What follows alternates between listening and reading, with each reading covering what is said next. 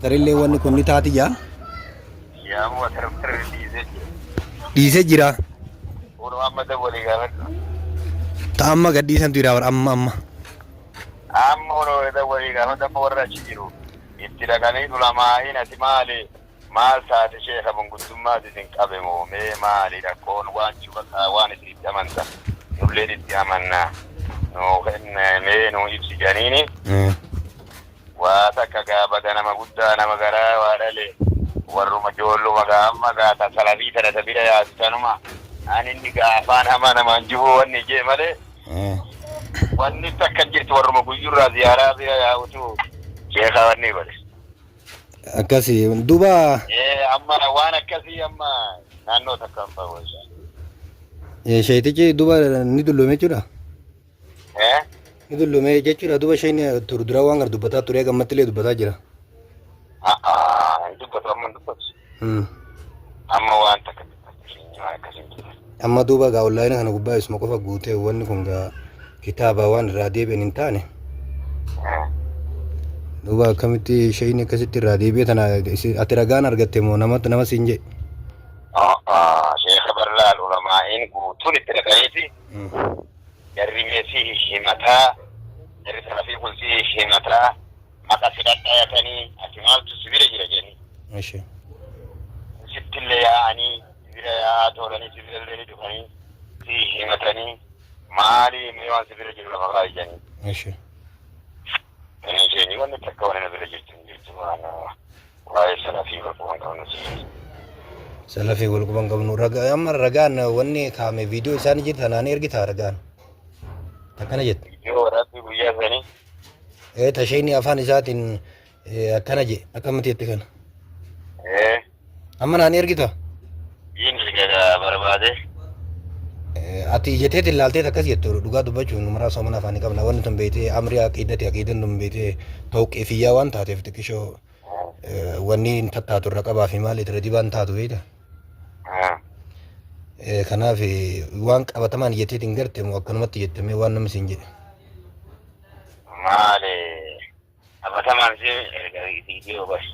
Ati qabatamaan jetteet ilaalte? Viidiyoo sanuu. Ayyee na ergi Sheekh Jamaan Abdullallee waan kana akkanuma jaa akkasuma Sheekh Alii Shuunillee Rabbi rahmataa godhuu fi hanga gaafa du'a isatti illee waan kana dhaammatee du'e. Akkasuma ammallee sheekotiin hedduu gaa Sheekh Iliyaasii, Sheekh Ahmadii akkasuma Sheekh Ahmad Yuusufiin akkasuma hanga ilaa daalutti olumaa'in hedduutu waan kanarratti dubbate hattan hanga alatti illee olumaa'in gurguddoon warra mu'aasararallee akkasuma guutuun isaanii ilma teemeerraa eegalee salafiyyaan akka haqa taate Imaamun Albaaniin faanti namni gartee an salafiyyaa mijuu akka namaan islaamaa miti ji'uuti jaa. Teemiyaan maal jedhe? Maal jette? Teemiyaan maal jedhe? Rakkoo takkan qabu je nama gartee madhaba salafaa fudhatee mul'isee ani salafiyya je'ee gartee itti if yaame irraa qeebaluun waajiba dirqama ta'a jaabadha Teemiyaan. Akkamitti nama kitaaba irraa dubbisee garsiisa. قال شيخ الإسلام ابن تيمية ولهذا كان من أصول أهل السنة والجماعة لزوم الجماعة وترك قتال الأئمة وترك القتال في الفتن. وأخرج أهل السنة والجماعة نتاج كلمة ابن تيمية. أهل السنة والجماعة بر سنتها وان انتهوا ونجن بيت أدرانو.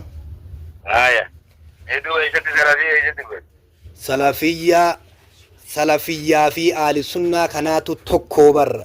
ركو هنكابو علمي تيمية لا عيب على من أظهر مذهب السلف. ركو هنكابو نمني قرتي مذهب سلفا كان ملسي نمني ملسي أن السلفي جئي قرتي اتي إفيامي سنة في جماعة رسول برينو مقاد أين السلامي عليكم بالجماعة فإن يد الله مع الجماعة عليكم بسنتي وسنة خلفاء الراشدين جئي مقاد أي سنة عليكم سلفي ميما جئي سلامي إفين يا ماجي كسيتي دبته مين آمي مكان إيقام عليكم بالجماعة حتى بابا هنا جماعة قبا عليكم بسنتي عليكم بالسلفي مي وما تكتب هذا كبير ما أدل من السلفي تنا مي في درو مي ناس تقابته dhaggeeffat Sheekul Islaam Teemii akka jedhe geeffatu Sheekul Islaam Siree Meerraa nagaa fataa jirta akkam jettee dubbatteemi لا عيب على من ظهر مذهب السلف وانتسب إليه واعتز إليه بل يجب قبول ذلك منه بل اتفاق فإن مذهب السلف لا يكون إلا حقا. ابن تيمية كان يا مذهب السلفي أجاي مكان إفيام مذهبي عبارة إذا كون بيتامي ما شاء الله أجي فدو قادو إفيام كان لا عيب ركون إنجرو نما مذهب سلفا قرتي ملئسي itti ifirkisee ittiin ifyaame an salafii jee kagartee ittiin ifirkisee bal yajibu dirqama tahaa